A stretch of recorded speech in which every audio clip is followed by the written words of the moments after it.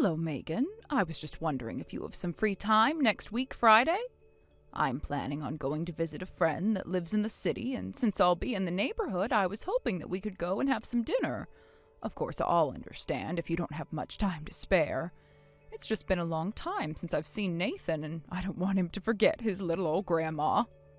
Oh, hi, Gina. I'm sorry, but I don't think I'll have time to go out to dinner on Friday. I've been a little busy lately. And Nathan's got his French lessons on Friday evening. I don't think we'll make it. Oh, really? Then, how about on Saturday? Whatever time is best for you. I can always spend Friday night at a hotel and go and see you the next day. What do you think? Saturday? One of Nathan's friends from preschool is having a birthday party that day, so it's a no-can-do, I'm afraid. Oh, what a shame. It sounds like you really are busy. We really are. We've got so much planned, so it's a little difficult to make time to have dinner at such late notice. Nathan's got to study for the admission test for elementary school, too. There's so much we've got to do before he graduates from preschool. Oh my goodness, he's got to take admission exams for elementary school? You don't hear that so often. Well, he took an exam to enter this preschool, so it's only natural that he'd have to take a test for elementary school. The elementary school we're aiming to send him to is a prestigious private school, and a majority of students there go on to enter the top universities in the country. Some even go to study in universities abroad. If he can get into this elementary school, then he'll receive the best education in the country, and entering a private middle school and high school will be as easy as pie. His future will be completely secured as long as he passes this first test. Really? Oh, he's still so young, and yet it's like he already has to start thinking about his own future. I guess it would be a shame to not make the most of the education there, but it must be so competitive. Of course! He can't lose to the other children in his preschool. We've got to be careful and make sure that the first step he takes is the right one. Otherwise, he'll end up falling behind in everything. And you've already got him learning French, too? You're very determined, aren't you? That's nothing special. Every parent that actually cares about their child's future should be organizing private lessons for them. All the children attending Nathan's preschool are taking at least 3 private lessons in something. Some of them are learning French, Spanish, others are taking piano or cello lessons. At least 3? Where do they find the time to do all of that? No wonder he doesn't have time to see his grandma. But I hope you'll make some time to bring him over and play for a weekend. I would really love to see him. You've been taking him to visit your parents, haven't you? My son mentioned that you all went out for lunch a couple of weeks ago. Yes, but it's much easier to visit my parents because they're living in the city too. It's only a short drive to their house, so it doesn't take as much time. It would take much longer to drive to where you live, and we just don't have the time. Besides, even if we did go and visit you, there's absolutely nothing to do. What is my son supposed to do when we all go and visit? I can already imagine him getting bored on the road there, and he'll even be more disappointed when we arrive. And he realizes that they're in the middle of nowhere. I don't want to take him when he won't have fun. Well, I can't argue with that. There aren't many places to visit here as there are where you live. It certainly doesn't boast as many tourist attractions. But we've got lovely beaches and some wonderful parks and ponds. There's plenty more nature than you get in the city, and that would be so good for Nathan. Oh, we could go hiking. It would be so much fun. Trust me. You must be joking. Why would I want Nathan to play on the beach? It's too dangerous. What if he ended up drowning or hurt himself on some rocks? And I don't want him to take hiking. He'll be touching trees, dirt, insects, and will just get sick from all of the bacteria. I don't even want to think about what could happen to him. In the first place, where on earth would we stay? I don't like the idea of spending the night at your house. It's too old and everything creaks. I won't get any sleep, and I just know that Nathan will hate it there. Oh, is that so? I'm so sorry. I didn't know that you felt so uncomfortable about staying here. But I can understand why you'd be so put off by it. It's an old wooden house, so it doesn't have the security measures you have in place at your apartment, and you're very right about the floorboards. Wasn't it your husband's childhood home? He's already passed away, so I don't see why you have to keep on living in that old place. Shouldn't you sell it and move somewhere more convenient? If you moved closer, we could think about visiting you more. I thought about that when he passed, but I couldn't bring myself to do it. He left it to me, and there are so many memories here, of his childhood and of our son's childhood. I couldn't part with it yet. If possible, I'd like to spend the rest of my life in this house, and my son can decide what he wants to do with it after I've gone. It might be a good idea to have it rebuilt, but I assume you don't have the money for that?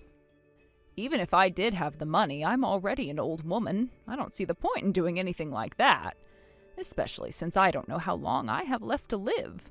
I just think that it would be an awful waste if I spent so much money on rebuilding or renovating it, only to kick the bucket a couple of years later. If I had more children, then I could have asked someone for some help in paying for the renovations, or could have left it to someone else, but since he's an only child, my son is the only one who could inherit it. We don't have any intention of leaving the city, Gina. I doubt we'll be inheriting it when you're gone. Yes, of course. How silly of me. You wouldn't want to move into such a remote area when you've got everything right where you are. If you could at least get it renovated, I could think about taking Nathan to visit you more often. But as it is now, I just can't bear the idea of going to stay with you. I suppose you're right. It might be worth giving a renovation a go. I should probably mention this up front, but we won't be able to lend you any money to cover the cost of the renovation. We don't have the money to spare. From now on, we've got to spend all the money we have on Nathan and his education. You'll have to work out a way to pay for it on your own, without relying on us. Of course, I wouldn't dare trouble you for any money. Oh, you don't have to worry. I can manage it all on my own. Anyway, I think that we'll be able to make more time once Nathan's exams are over. In other words, we won't have the time to see you until they're over. I'll get in touch when I think we have time, so I'd be very grateful if you could give us some space. Sure, let Nathan know that I wish him luck on his exams. I hope you don't push yourself too hard either, Megan.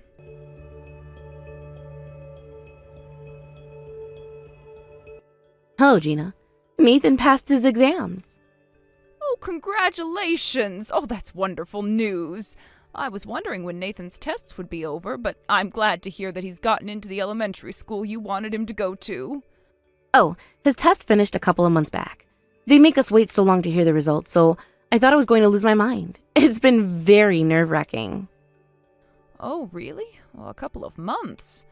Well, I guess this means that Nathan can enjoy the holidays without any worries about school. Yes, absolutely. It's one obstacle down. That's why we've planned a trip with my parents. We're going away for a week. Oh, so I won't get to see him for the holidays either? I couldn't see him while he was studying for his exams, and I didn't even know that they were over until you just mentioned it. I was hoping to spend some time with you all when the holidays came up.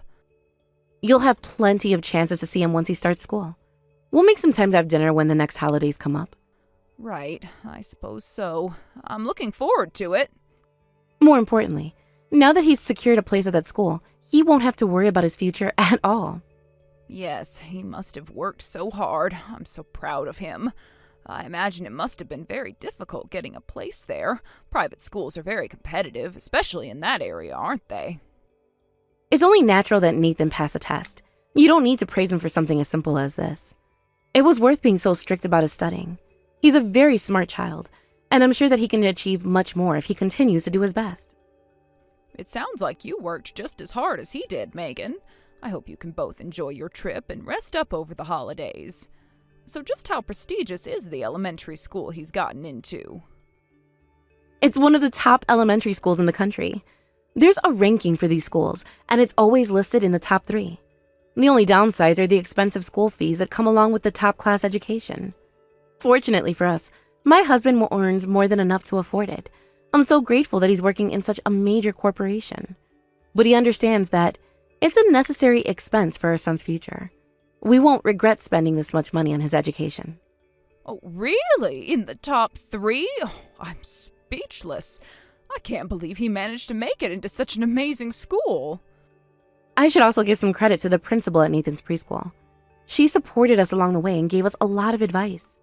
She has a lot of connections spread across many private schools in the city, and she's very knowledgeable when it comes to their admissions.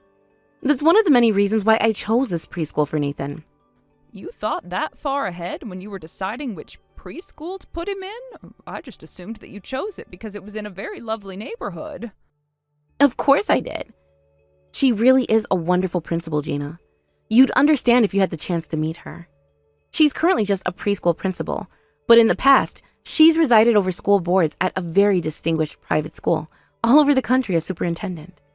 I've heard rumors that she's still got a lot of power and influence in the education world, so I thought that I could use that to our advantage and get some advice for Nathan. She really does sound like a very reliable principal, and I'm still surprised by all the research you put into your decision, Megan. You must have a talent for investigating. It's all information I picked up from the other moms. People can ridicule gossip all they want, but it really does come in handy to be in the know. That makes a lot of sense. Knowledge really is power, isn't it? But now that Nathan's exams are over, he can relax until it's time for him to graduate from preschool, can't he? Yes, he can. I'll send you photos from the graduation after it's over. Oh, that's lovely, but my son asked me if I wanted to attend the ceremony with you all on the day. Would it be okay for me to go with you? I'd love to see you all in person, and I really miss Nathan. What? My husband invited you to the ceremony. He never told me. What did he tell you? Well, he mentioned that your parents were going to be there, and said that it would mean a lot to him if I was there too. He said that Nathan would be happy to see everyone gathered for him. I couldn't see him on his first day at preschool, so I was really looking forward to watching him graduate. I told my son that I'd be happy to go, but is there a problem?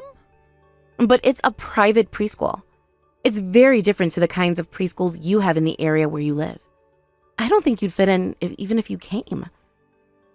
What I'm trying to say is that you'd have to wear something that wouldn't embarrass us. All the parents of the children attending Nathan's preschool are all rich. They're practically celebrities. You wouldn't want to stand out next to them wearing your Sunday best, would you? Do you even have anything suitable to wear? It's okay. I'll talk to a relative, one of my nieces or someone, and get them to give me some fashion advice. I'll buy something nice, and I won't embarrass you. I promise. Would you please let me come with you? Please, I really would love to see Nathan. I've been looking forward to seeing him for such a long time. You promise? Okay, I guess you can come with us. But make sure you buy a really nice dress. It's got to be formal, but nothing boring. But you shouldn't stand out either. I don't want people laughing at us.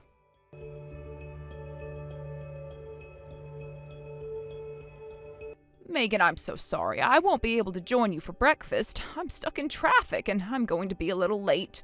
But I should make it there before the ceremony starts. I really won't be long. Will you just give me a few more minutes? Gina, I hate to say this, but do you think you can go back home? I don't think you should come to the ceremony after all. What? Why? But I came all this way. I can't go back now. I just don't think you belong here. You'll stick out like a sore thumb. And you'll just ruin the celebrations by embarrassing all of us. It's better for all of us if you don't come to the ceremony and just go home.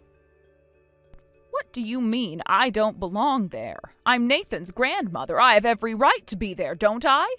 I even bought a new dress, especially for today. I won't be an embarrassment, I promise. I told you. The parents and relatives that are going to be at today's ceremony are different. They're not like you. Unlike you, they're elites. A country bumpkin like you shouldn't come to a place like this.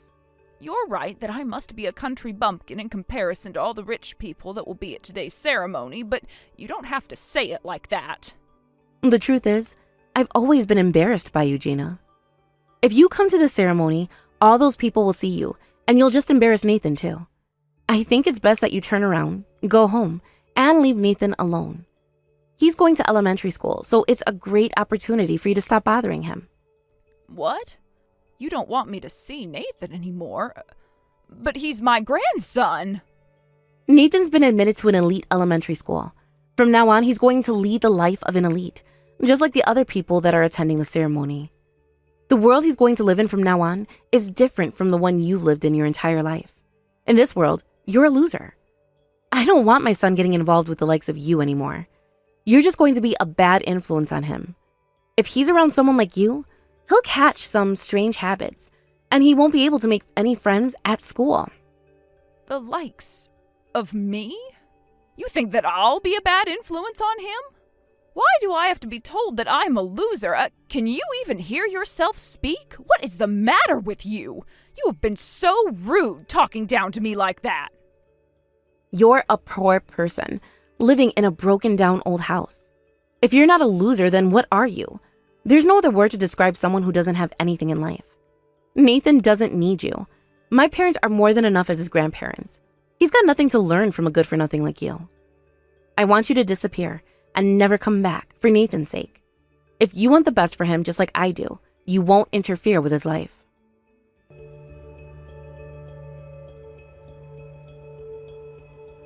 I can't believe you chased me out after I came all this way to attend my grandson's graduation ceremony.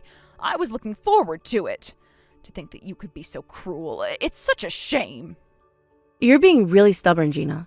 This is a private preschool. No matter how you look at it, you don't belong in a place like this. You should just leave. You shouldn't have come here in the first place. Why? What do you mean? I'm not worthy enough to step foot here because I don't have the money all these other people have? Yeah, a poor person like you would just stand out in a bad way. You'll lower people's image of Nathan. If people realize that you're Nathan's grandmother, you'll just embarrass us all. You're a loser, so you should go back to the countryside where you belong. I'm appalled that you can talk like that to me. Are you sure you want to keep on insulting me like that? The principal's already furious enough as things are. What? The principal? What are you talking about? What principal? I'm talking about the principal of the preschool Nathan's going to. I was standing outside the preschool after you chased me away when the principal happened to come my way. She said that she called out to me because she realized that I was crying. What? You spoke to the principal? What were you thinking? You're just going to make me look bad. Tell her that nothing's wrong. You're just a loser. You don't have any say in Nathan's life, and you can't do things like that without my permission. How silly. You really don't learn, do you? It's that attitude you've taken with me that's upset the principal. What? You mean that the principal is upset with me? Of course she is. Who wouldn't be after everything you said to me? She's saying that maybe Nathan wasn't worthy of that admission into that elementary school. What? Why not? This has got nothing to do with that. I don't think so. It was a private school, so you and my son must have been interviewed along with Nathan, weren't you? She told me that your behavior wasn't appropriate for someone whose child would be attending such a prestigious school. Excuse me? But all I was doing was protecting my son. I was just doing what I thought was in his best interest. Why would the principal get so upset over something like that? I didn't do anything wrong. Well, that doesn't make any difference. Besides, the principal and I are actually relatives. My grandfather and her grandmother were siblings. Relatives? But you never mentioned anything like that. Why didn't you tell me that? Well, it's been a long time since we last saw each other. We've been out of touch because I moved away when I got married. I was very shocked when I looked up to see her standing right in front of me. Of course, she was just as speechless because I was crying my heart out in front of the gates. I heard that she was working as a principal in this city, but I didn't expect her to be working at Nathan's preschool. You're kidding. That can't be true. You and the principal were relatives? And earlier you had the nerve to call me a loser and say that I was poor, but where did you get the idea that I don't have any money? I'm not as poor as you think I am. I've actually inherited hundreds of thousands of dollars from my parents. What? Hundreds of thousands? No way. Please tell me that you typed that all wrong. Is your family really that rich? I don't have anything to gain from lying to you. My family is actually rather well known as a distinguished family. The same goes for the principal, too. But of course my grandfather was the eldest son, so my family is directly related to the main family, and the principal's family is a branch family. What? But you're living in such a shabby house. There's no way you're rich. You didn't even want to spend any money on renovating it. You may think it's shabby, but it's still a home. It was my husband's childhood home, not mine. Whether I had money or not makes no difference. Besides, I was reluctant to renovate it because my husband's father was insistent that he didn't want anything changed.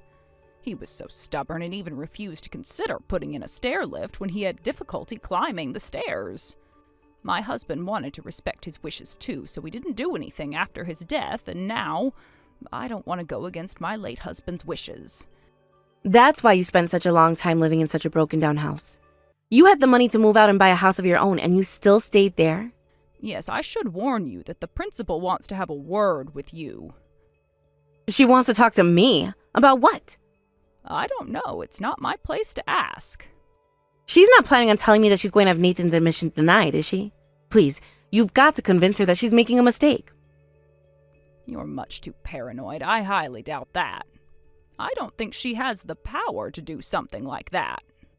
But I've heard rumors that she's still got a lot of power and influence. She could do it if she spoke to someone at the elementary school. She knows the superintendent there. She might even speak to him herself and get him to announce that there was some sort of mistake and that Nathan didn't really pass his test. Come to think of it, she did mention that a relative of hers was working as a superintendent at the private school Nathan got into. In other words, I'm related to the superintendent, too. What? This is ridiculous. Just how many connections do you have? To be more precise, the superintendent is related to the principal's wife, so I'm not related to the superintendent by blood, but it's true that the principal has relatives in every corner of the education world. We might even meet relatives when it comes time for Nathan to enter middle school, high school, and even university. How fun. It'll be like a family get-together every time. But it's not good news for you, since the principal plans on telling the superintendent at the private school everything that's happened between us. The superintendent's not going to have a good impression of you, and Nathan hasn't even started going to school yet. Oh no. This can't be happening. What do I do? What if this affects how they look at Nathan? Please tell me they're not going to give him a bad evaluation because of me. Looks like you're the one that's been a bad influence on Nathan, not me. Your arrogant behavior is what's going to ruin chances for him. Do you understand that?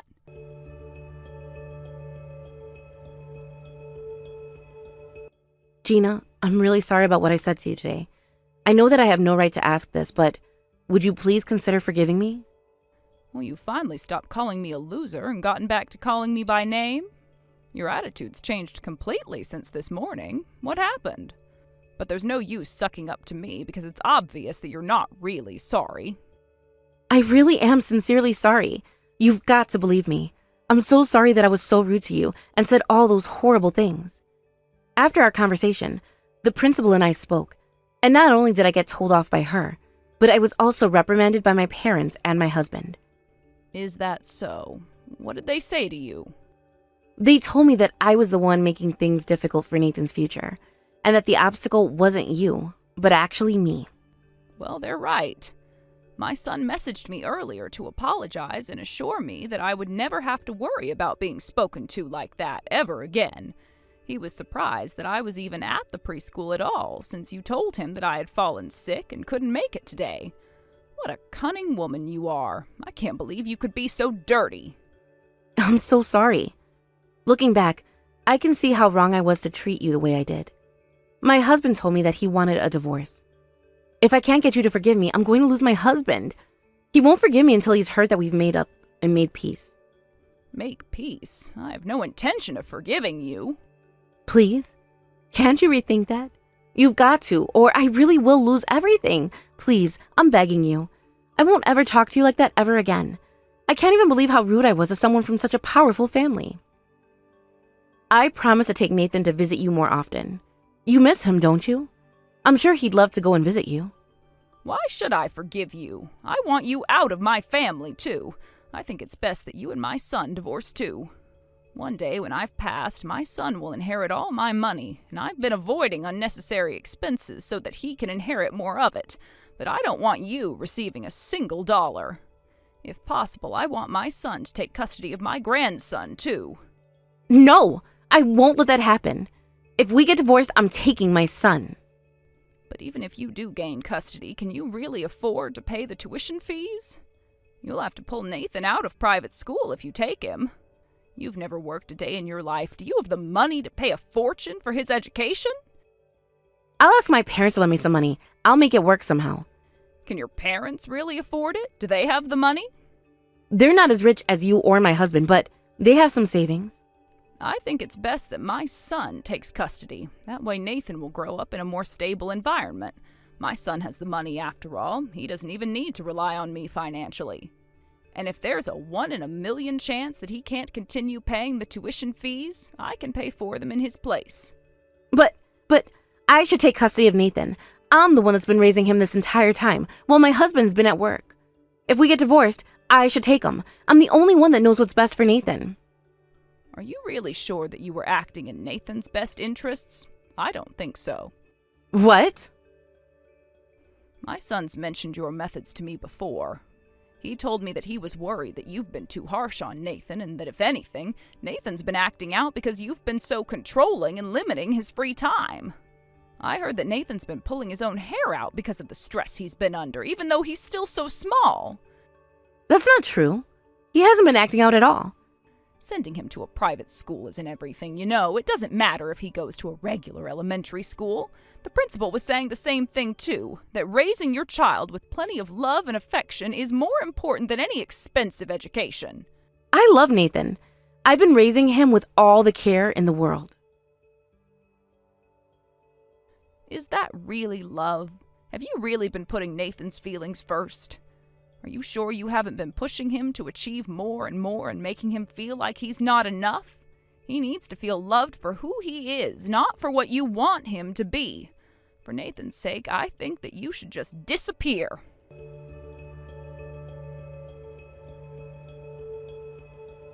After that, Megan came to my house and begged me to forgive her. However, it's not easy to undo the damage that's been done.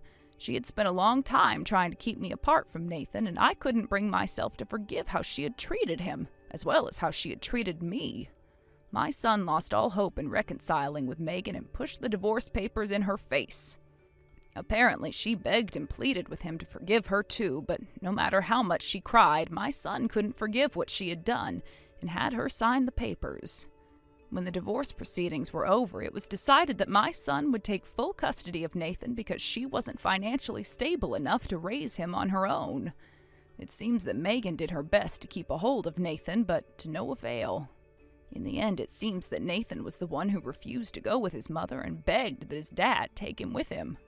It looks like her harsh attitude and strict studying schedule had frightened Nathan, and he didn't want to be with her anymore. My grandson wished to go and live with his father, and in the end, that's what happened.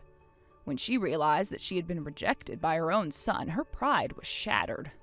After the divorce, Megan returned to live with her parents, but nothing could heal the pain she had brought upon herself. I heard through the grapevine that she hardly ever left the house and had become a shut-in. My son began visiting more often and brought Nathan with him to see me. I had never seen Nathan so much since he was born and was grateful to my son for bringing him all the way to my old house whenever he could. According to my son, Nathan had started laughing much more since he had divorced Megan, and he looked much happier balancing his studies and going out to play more often. I think that education starts with the will to protect your children and by teaching them how to live a healthy and safe lifestyle.